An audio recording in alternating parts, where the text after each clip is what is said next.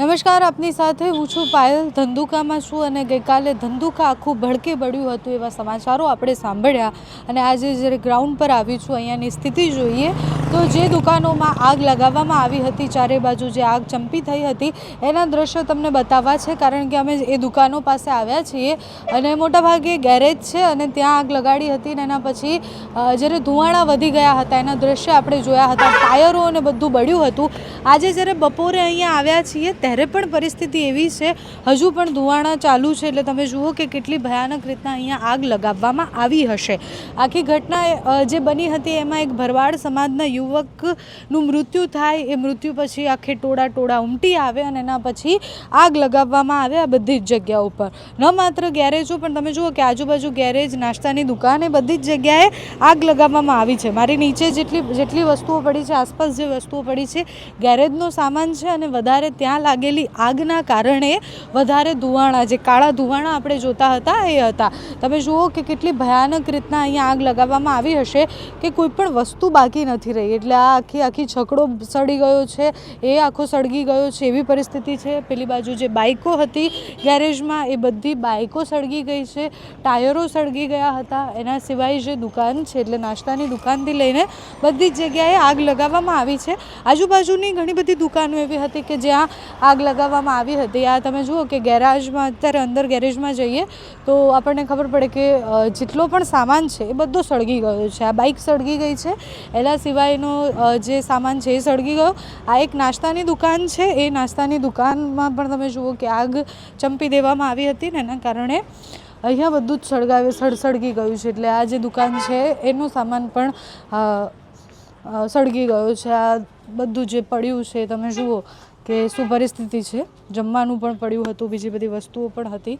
આ કોઈ રેસ્ટોરન્ટ દુકાન છે, જે એ દુકાનમાં પણ આગ લગાવવામાં આવી હતી. આ ટાયરો સળગાવી દેવામાં આવ્યા છે, એ ટાયરોના દ્રશ્ય પણ દેખાય છે. એટલે ભારેલા અગ્નિ જેવી જે પરિસ્થિતિ આપણે કહેતા હતા, એ ખરેખર ભારેલા અગ્નિ જેવી પરિસ્થિતિ ગઈકાલે હતી.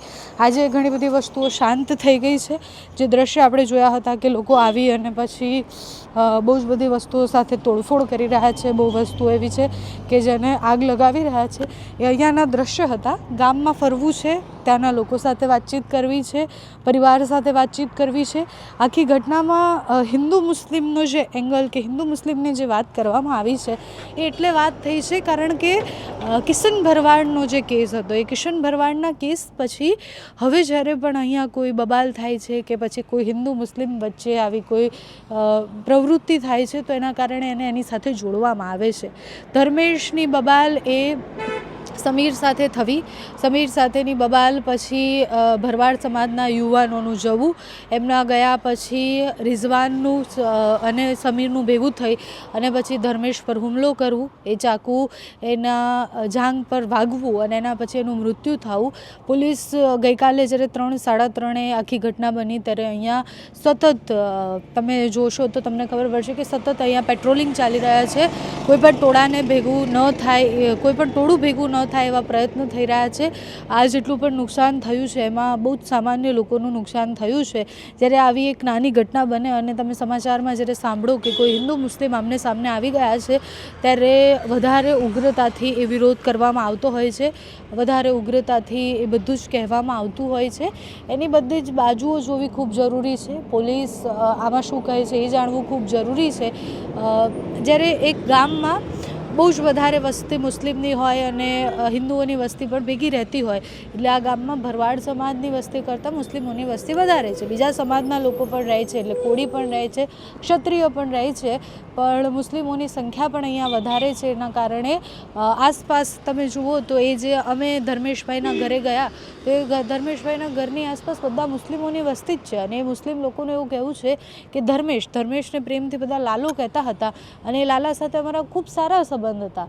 લાલો અમારે ત્યાં દૂધ દેવા આવતો હતો અને અમે ક્યારેય ન કલ્પના કરી શકીએ કે આવું કંઈ થાય. ત્યાં મુસ્લિમો એવું કહી રહ્યા છે કે અમે પૂરો પ્રયત્ન કરીએ છીએ કે બધું શાંત રહે અને અમે અમારા લોકોને એવું કહી દીધું છે કે કંઈ પણ થાય, કંઈ પણ નુકસાન થાય, આપણે કશું કરવાનું નથી. એટલે ગઈકાલે જે બંને કોમ આમને સામને આવી ગઈ કે ઝઘડો થયો કે બધું જ જે પ્રાથમિક દ્રષ્ટિએ આપણે જોયું એ અહીંયા આવી અને જમીની હકીકત જોવાનો પ્રયત્ન કરી રહ્યા છીએ, તમારા સુધી એ હકીકત પહોંચાડવાનો પ્રયત્ન કરી રહ્યા છીએ।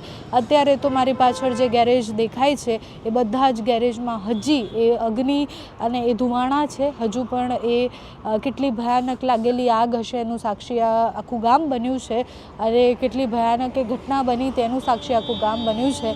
આખા ગુજરાતે આવી અનેક ઘટનાઓ જોઈ છે, એનો સામનો કર્યો છે। આપણે આવી પરિસ્થિતિમાં શાંતિ રાખવી જોઈએ, ભડકાઉ ભાષણો ન આપવા જોઈએ, કોઈ ભડકી જાય એવી વાત ન કરવી જોઈએ અને પોતાના બનતા તમામ પ્રયત્ન એવા કરવા જોઈએ કે ગુજરાત, જેને આપણે એવું કહીએ છીએ કે આ ગાંધીનું ગુજરાત છે, એમાં શાંતિ બની રહે।